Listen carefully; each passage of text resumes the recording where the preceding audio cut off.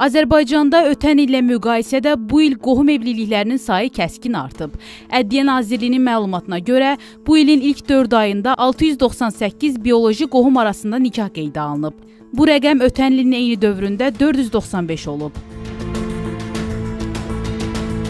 Ekspertlər bu tendensiyanı qanuna edilən dəyişikliklərlə əlaqələndirirlər. Belə ki, iyulun 1-dən qüvvəyə minəcək qanuna əsasən, bioloji qohumlar arasında rəsmi nikah qadağan edilir. Millət vəkili Günay Ağamalı qanun layihəsinə edilən dəyişikliyin olduqca önəmli olduğunu bildirib. Bəzi bölgələrdə köhnə ənənələrin hələ də nisbətən üstünlük təşkil etməsi və tibbi risklərə dair kifayət qədər məlumatın olmaması dayanır. Digər tərəfdən, vətəndaş nikahlarının yayılması rəsmi nikaha daxil olmadan birgə yaşamın daha rahat hesab edilməsi, hüquqi məsələlərdən yayınma meylləri və bəzən də ailə məsuliyyətindən boyun qaçırmaq kimi səbəblərlə bağlıdır.